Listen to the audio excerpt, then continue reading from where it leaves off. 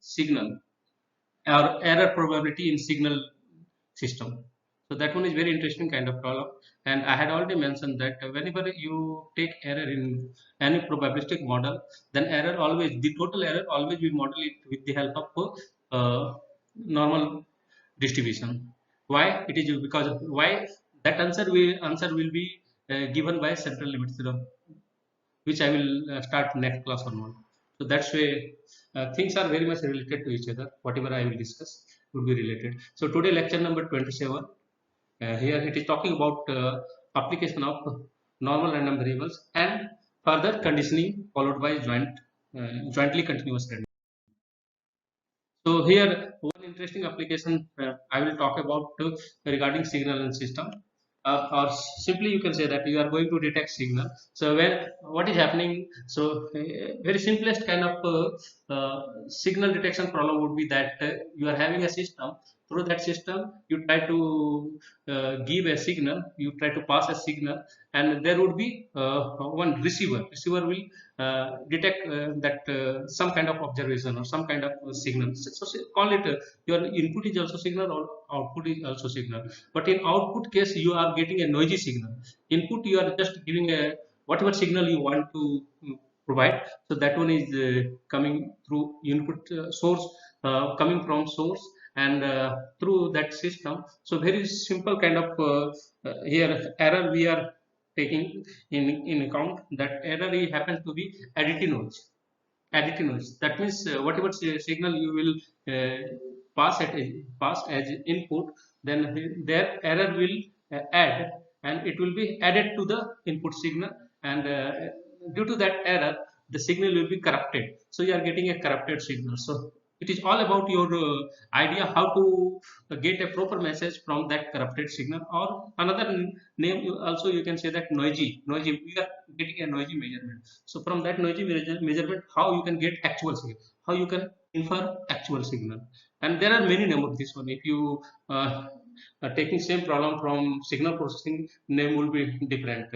And if you're taking from image processing, name would be different. If you're taking from machine learning, name would be different. So problem is common, but name is changing with respect to different courses. So from that perspective, I will talk about. So here I am talking about application of normal distribution. Here noise happens to be normal in nature. So that's why first we need to know that how to find CDF of any given normal random variable with respect to a standard normal random variable. We know that if you take a normal random variable, then that always happens to be invariant with respect to linear transformation. So that's way. Suppose we are taking a normal random variable x. So x is any kind of normal random variable. So but if you see in normal table, the value of CDF of any normal random variable is not given. Here in the table, you will only observe the value of CDF of a standard normal random variables. That's way by applying this linear transformation, that is here what we call it CDF of any normal random variable x. We define it by that x is taking value, probability of x is taking value up to x. So that is the definition of CDF, and just apply the linear transformation. What you do, take mean of the given normal random variable x, subtract from the corresponding random variable x. Then we know that x minus mu is again a random variable. Further, we divide it by corresponding standard deviation of the random variable x.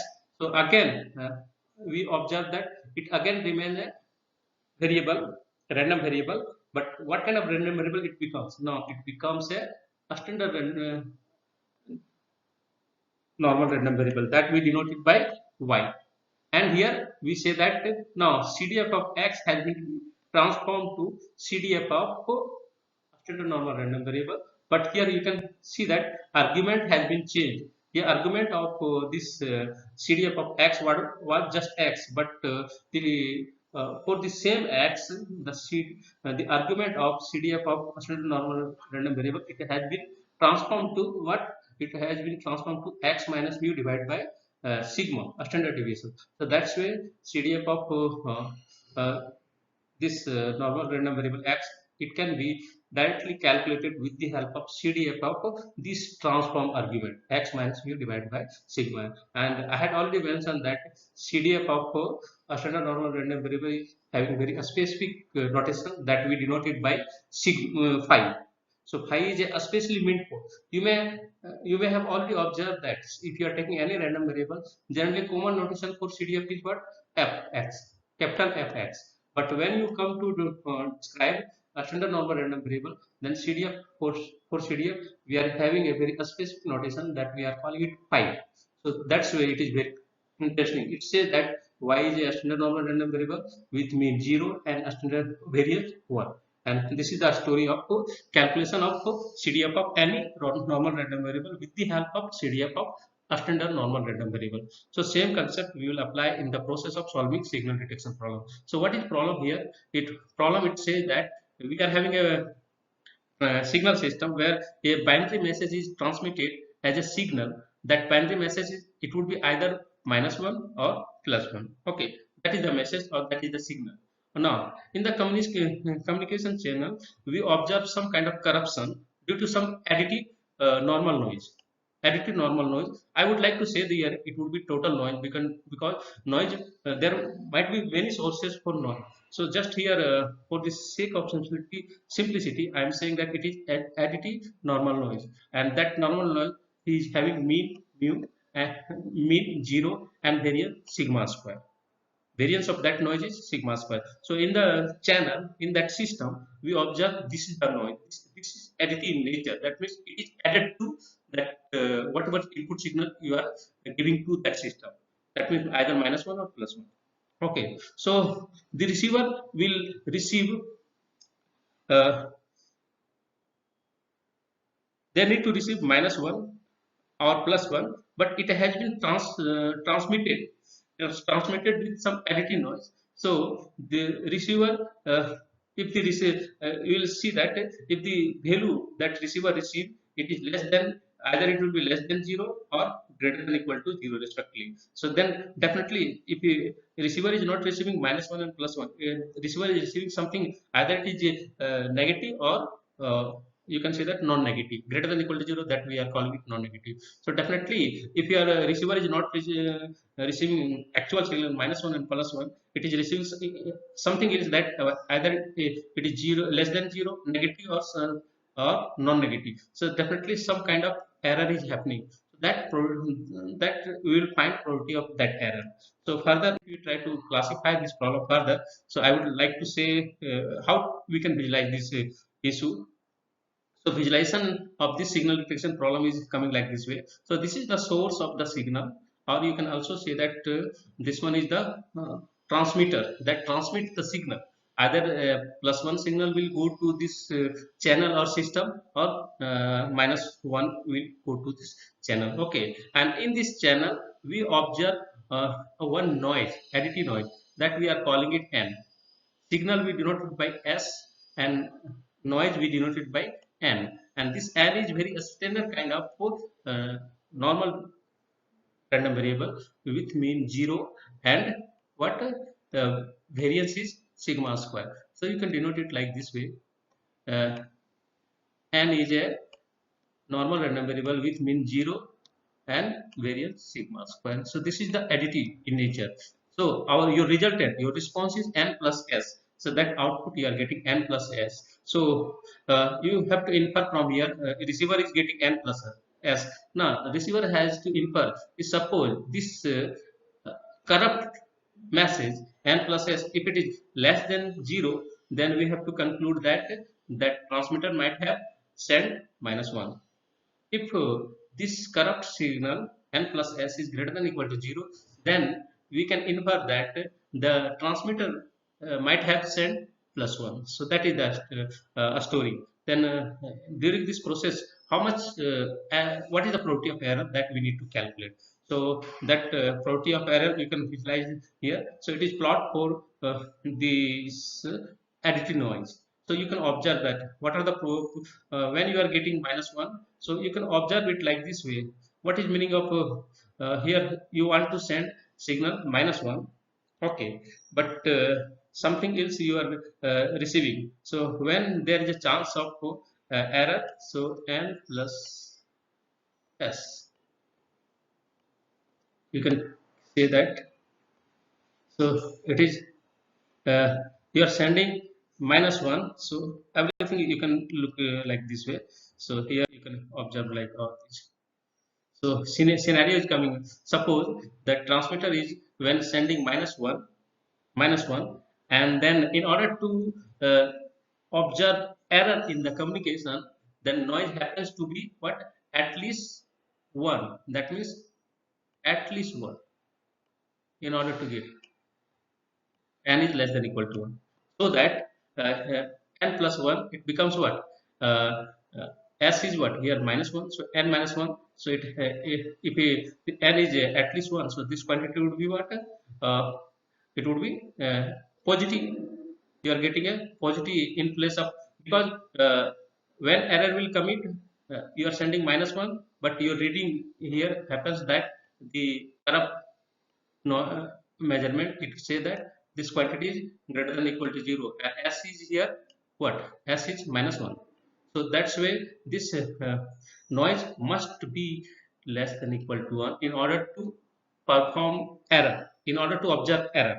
So n must be less than equal to 1. Similarly, if transmitter is sending +1, then what would be the uh, optimal what would be the optimal value of n, or you can say that n must be noise must be less than 1 in order to observe some error.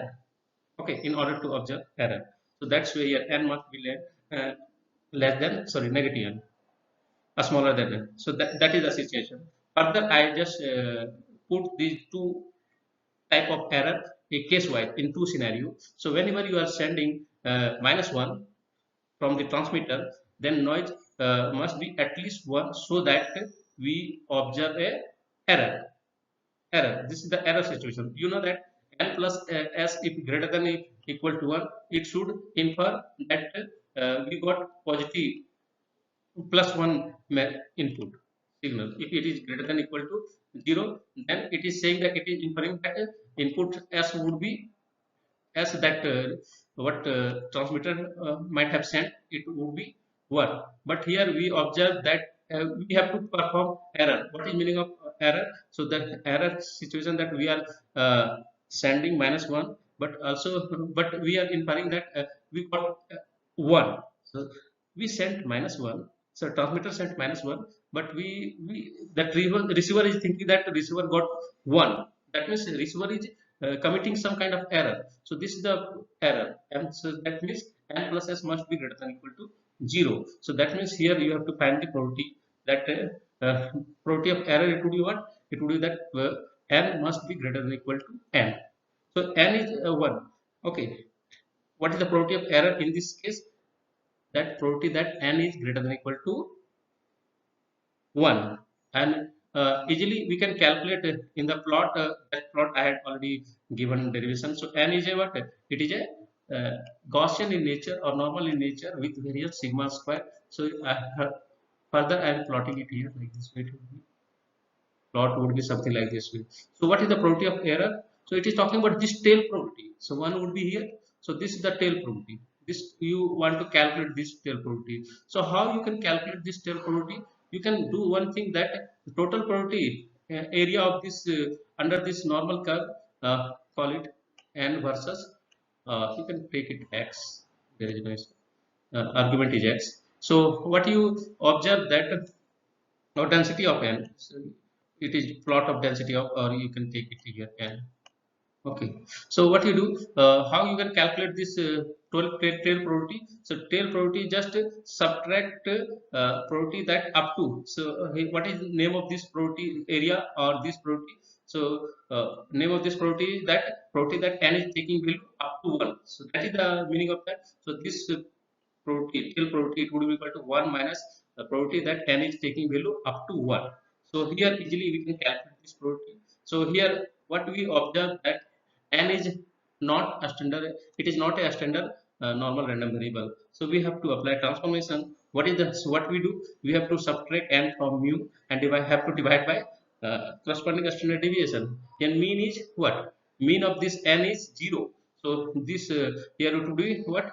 It becomes n minus 0 divided by sigma. In that process, this argument will be changed. So with respect to that, we are getting here the probability of error is what? 1 minus pi of 1 minus mu. That means simply mu is what? 0. For this additive noise, we have already taken that n is a 0 mean. So simply it would be probability of error would be 1 minus pi of 1 by sigma. So this is the probability of error when you are sending minus 1 but receiver is receiving 1. So that is one scenario. Another scenario is that suppose you are sending plus 1, plus 1 but receiver is receiving minus 1. That time n must be less than. So I should write plus 1 and this noise must be a smaller than negative, is a smaller than negative, smaller than negative 1. That means you are sending, the transmitter is sending plus 1 but the receiver is receiving minus 1. So it is means what does it mean? It means that this n plus oh, okay, it is less than this uh, n plus s is less than 0. This is the situation. N plus s is less than 0. That means you are sending plus 1 but receiver is receiving minus 1. That one is equivalent, is equivalent that n plus s is less than 1. Noisy measurement is less than 1. So that is it. That means what is the probability of error? Probability of error is that the probability of n is probability that n is taking value less than minus 1. So this probability easily you can calculate, because here a strict inequality is there here, and we know that for continuous case probability of a single point is always 0. So you can also include equality. So just for the sake of simplicity, we have taken equality. Now after that, what you do, this apply the property of symmetry of density of air. So we can easily observe that this point is 1, this point is negative 1. Okay, so if we are trying to calculate this probability, right, this is the tail probability, right tail, you can say that it's a right tail probability. And what is the name of, in term of event, what is the name of this part? Name of this event is n is greater than or equal to 1. And this same probability, and if you going to calculate the left tail probability up to minus 1, then what we observe that from this symmetry we can say that both probabilities actually both same, that n is less than minus 1. So if you try to calculate this area from the symmetry and this area, both are same. That's why I have written it here, that probability that n is taking value up to minus 1 is same that probability that n is taking value greater than or equal to 1. And easily we have already seen that what is that, this is the same probability of error we had already calculated in case of case 1. Okay, so that's way in the same fashion in the second case, what is the probability of error? It is again 1 minus pi of 1 by sigma. Okay, so sigma would be given here. Sigma, it would be for the simple case I am taking sigma. If you are taking sigma equal to 1, then what is the probability of error? So probability of error in each case it would be 1 minus pi of 1, and from the normal table easily you can calculate pi of 1. What is the pi of 1? Pi of 1 from the normal table it is 0.841. Okay, so subtract it from 1. So this is the probability of error for case 1. Also this is the probability of error for case 2. So this is the idea how to calculate probability of error in signal detection. Okay, so it was one application of uh, normal random variable. So just after this we will discuss about conditioning and jointly continuous random variable. And in the central limit theorem, I will discuss a lot about normal random variable, how any distribution can be approximated by a normal distribution. Those things I will discuss in detail. So before that, first I would like to introduce here conditioning approach. So first conditioning will introduce in a continuous random variable by an event.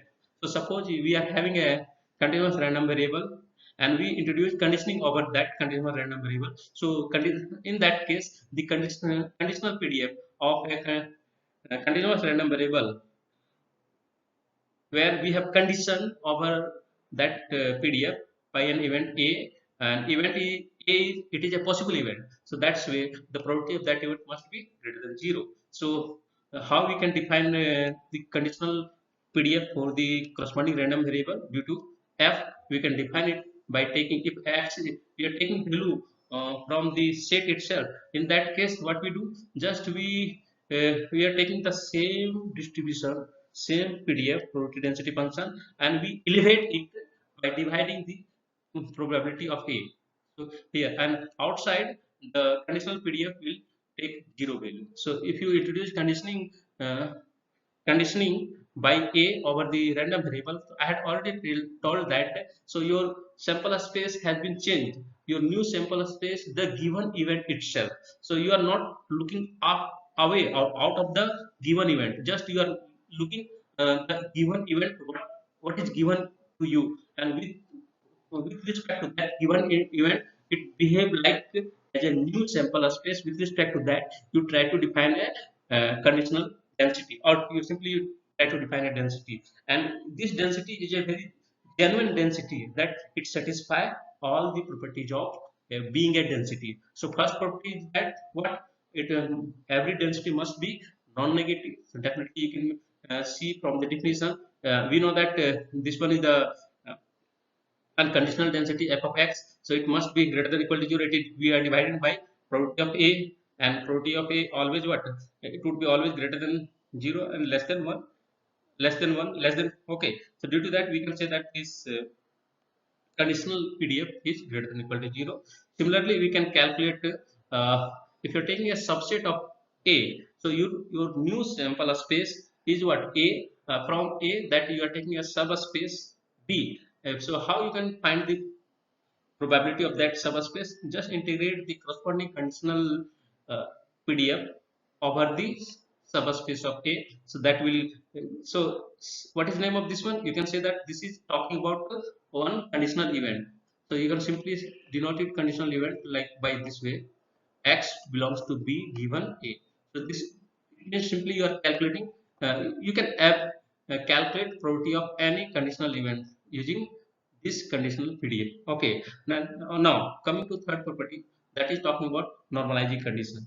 So normalizing condition, if you observe that if you integrate over this conditional PDF, uh, and your domain of integration happens to be, either you can take it complete sample space, that sigma x, or complete range of the random variable, or you simply you can take you can integrate over A. There is no issue, the integral would be equal to 1. So it is also satisfying the normalizing condition. Why? Easily you can say that it would be probability of A, so that one is a constant, you can take it out from the integral. Remaining thing would be what, you are integrating density function on A. So that will be what? It would be over A. That would be what? Probability of A. So probability of A divided by probability of A. So cancel, complete cancellation would be there. So it is equal to 1. So it means it is satisfying normalizing condition. So verifying that conditional PDF of a continuous random variable is also satisfying all the property of being a density function. That is the story. Now within the conditioning set, the conditional PDF has actually the same shape. So we can also, if you try to look into this definition in deeper sense, what you will observe that the shape of or a structure of the conditional PDF is very much influenced by the shape of actual PDF or unconditional PDF. You can observe that because this quantity would be constant, so it would be just, it is a, you can say that the probability of A, it is acting like as a normalizing factor. It elevates in order to make it a proper density function. Okay, so plot is something like this. You can observe it here. So you can say that this is the plot of unconditional PDF f of x. Now you observe conditioning over A. Conditioning over A. This is the, you can call this interval, you are calling it A. So in this interval, what you observe that shape is the same. So the conditional PDF shape is the same, just it has been elevated in order to convert it into a proper density function.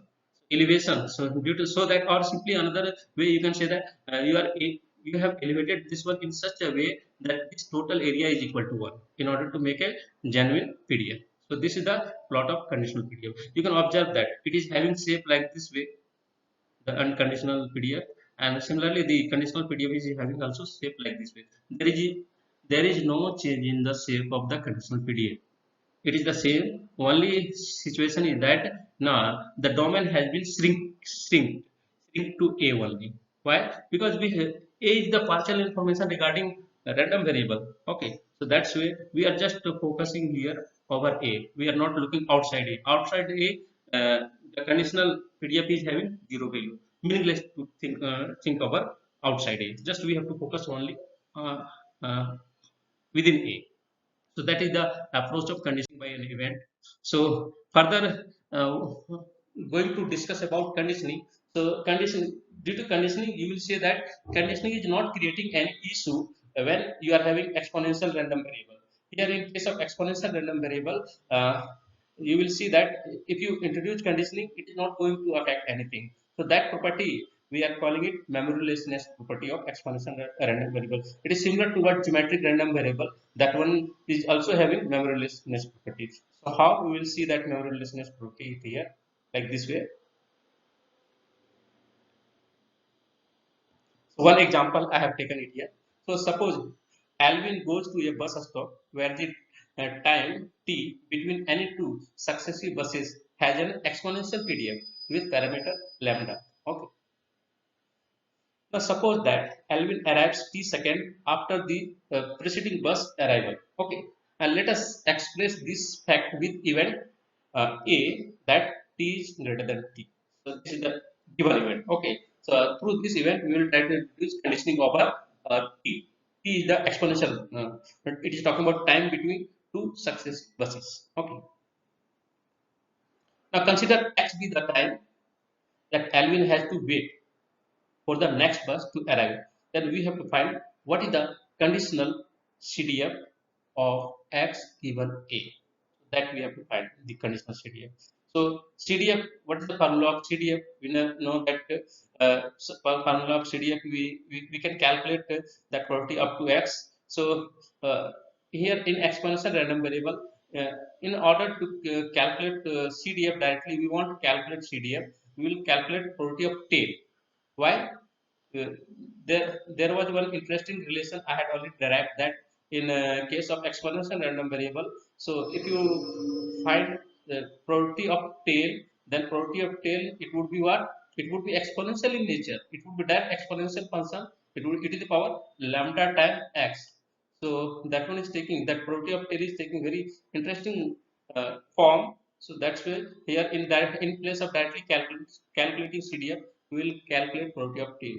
Probability of tail, where conditioning has been introduced by A. So that's why we are calculating probability that x is greater than x given A. So here x greater than x, it is talking about that t is greater than t plus x. And what is A? A is talking about the event t is greater than t. So this is the conditional probability. Okay. So now apply the definition of conditional probability. What did it say? That it is conditional probability is talking about, it is the ratio of joint probability divided by the probability of this one. So it is the same definition of conditional probability what we had discussed during elementary probability. Same thing is coming here. So using that concept, we have expressed this conditional PDF like this way. And now come to this uh, proper definition of distribution of t. What is that? It is exponential in nature. So that's way in exponential, if you observe what is the plot of exponential distribution, just do plotting. Plot is like this way. So here plot of exponential distribution, call it x, uh, but horizontal axis x, and vertical axis call it density axis. That means f of x. Okay, and suppose I have already mentioned that parameter is lambda. So the density function at 0, it will start from lambda and it will go, it will become asymptotic when x is very large. asymptotic to this horizontal axis. It will go like this way. Okay, so situation is coming like this way. So suppose t is it here, t is this point, then t plus x, where it would be, it would be right of t. So here, so you can easily observe that if you are trying to calculate joint probability of t greater than x and t greater than t, so what would be, so this common area would be this is the common area, this is the common area or intersected area, you can say that this is the intersected area. That's why this joint probability is nothing, it is just talking about probability that t is greater than t plus x, and it is already given here in denominator. We don't see any change, it would be the same. Now come to what this property that probability of tail, that probability of tail x is greater than, if x is a exponential random variable, then how you can calculate probability of tail, it would be just e to the power lambda times x. So that's why this one is probability of tail. Tail is what?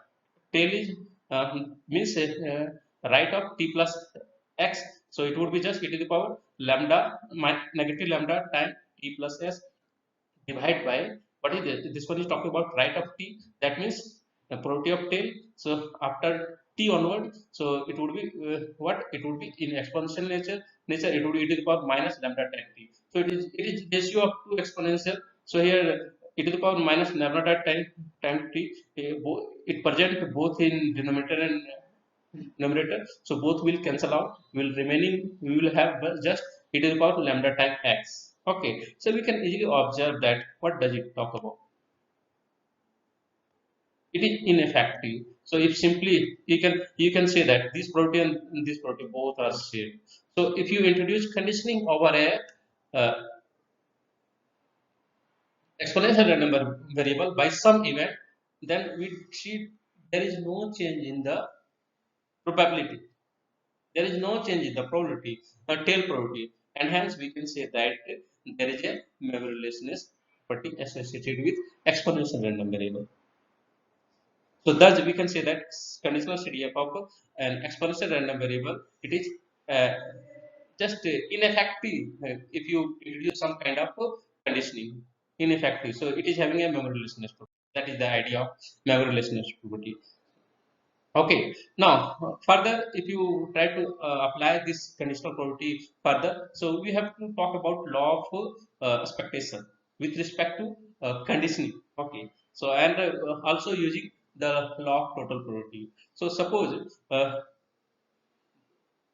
x given a, it is a conditional PDF of a random variable x where condition has been introduced by a possible event a with positive probability. Possible means positive probability. The possible event means that one is having a possible positive probability. And the conditional expectation can be defined as follows. So conditional expectation of this one, a random variable x given a, it can be just defined what we do. Take expectation, same formula of expectation, but in place of elementary density, you have just replaced that density by conditional density and integrate that over. You don't need to even integrate over complete range of random variable. You can just integrate over A itself because your new sample space happens to be A. But just for the sake of simplicity, we are saying that we are integrating over sigma x. That happens to be the range of random variable. Okay. Similarly, if you observe another random variable that happens to be function of the given random variable x, then I had already mentioned that we had already seen that the function of a random variable is again a random variable. So if someone is going to asking to calculate what is the expectation of this one condition by a, so that we will call it conditional expectation. So we can similarly calculate it here. In place of x, we will take function of x, g of x. We will multiply the corresponding conditional probability and integrate over the sigma x. Okay, so that will give the this expectation of gx condition by a. So these are conditional expectation. Now we will use this concept. I had already mentioned that. So what you do, if you take a sample space and introduce a partition over sample space, and those partition we call it a1, a2 up to an, and partition you know that it must satisfy two property. It must be, and if you are taking any two member of the partition must be mutually exclusive, and if you take all member of partition, it must be exhaustive nature. That means union will give the sample space.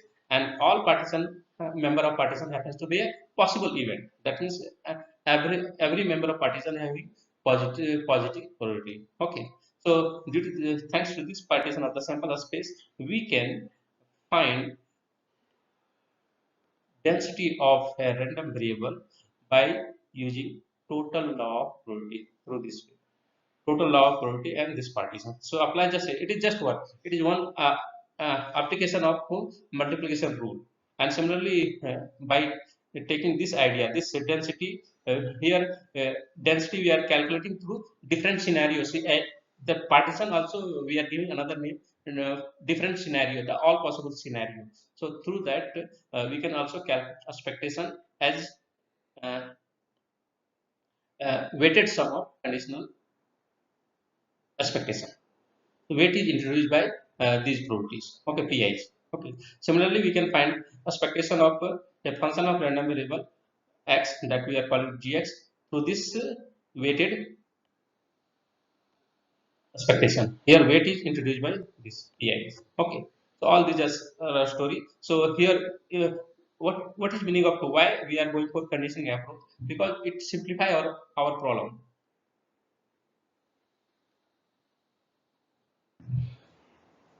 Just to validate all this, I will take one example here. That means waiting time for a bus and how conditioning is approaching, giving a very interesting approach to solve this problem in a very faster way. Okay, suppose you are having metro train. So the metro train arrive at the station near your home every quarter hour starting at 6 a.m. onward. Okay, you walk into the station every morning between 7:10 and 7:30 with the time in this interval being a uniform random variable. So the distribution of time between 7:10 to 7:30 is uniform in nature. Okay. Now we have to find what is the PDF of the time you have to wait for the first train to arrive. Okay. So here what we will do, see the time of arrival, we suppose we denote it by x. So it is uniform on the interval from 7:10 to 7:30. Okay. It is uniform. So easily we can plot the distribution of x between 7:10 to 7:30. It is uniform. So it is taking equal value. What would be density? Density would be 1 by 20. Height would be 1 by 20. So it is uniform between 7:10 to 7:30. So this is the plot of density of x, okay, in uniform nature. Now, few situations are coming here. What are the situation? So situation we introduce situation in order to calculate waiting time. How much time you have to wait to get a metro train? Okay. So why we are introducing that one is the waiting time, and we calculate the PDF or distribution of y using divide and conquer strategy. What we how we do introduce it? Well, in order to perform this one, we introduce two events A and B. What are these events? So event A, it is talking about the time taking between uh,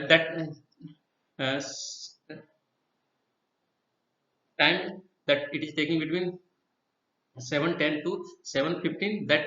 That means if you are coming between 7:10 to 7:15, definitely you are going to board 7:15 train. So it is already mentioned that metro train is coming quarterly. That means in every 15 minutes there is a metro train. 6 a.m.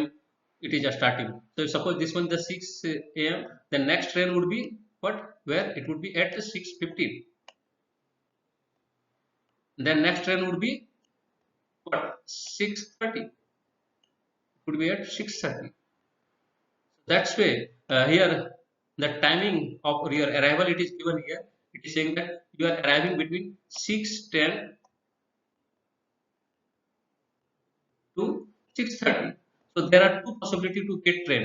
Either you will get at 7 6 sorry uh, either you will get you are arriving at 7:10. Okay, take it 7:10. So either you will get 7:15 or you will get 7:30. That is the situation. Okay. So that's why we have introduced two events. One event is that time taking between 7:10 to 7:15. That means you will board at 7:15 train. So if you are coming at 7:10, definitely you are going to board at 7:15. Okay. And if you are coming after 7:15, then that means you will board the 7:50 train. So these two situations are here. So with respect to these two situations, we will first find conditional distribution of y. So what is the conditional distribution of y? Condition over a condition over a. So you can you can call it conditional distribution of y, condition by a.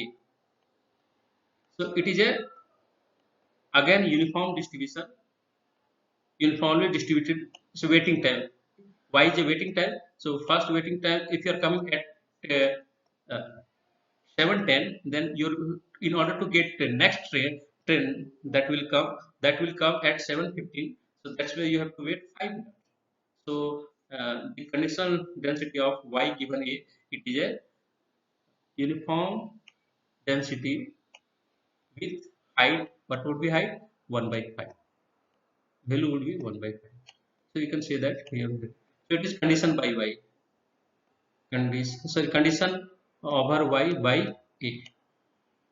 This situation is coming. Now, just we try to observe what kind of density y will have when you condition by d. So that means waiting time. So that means you are coming just after 7:15.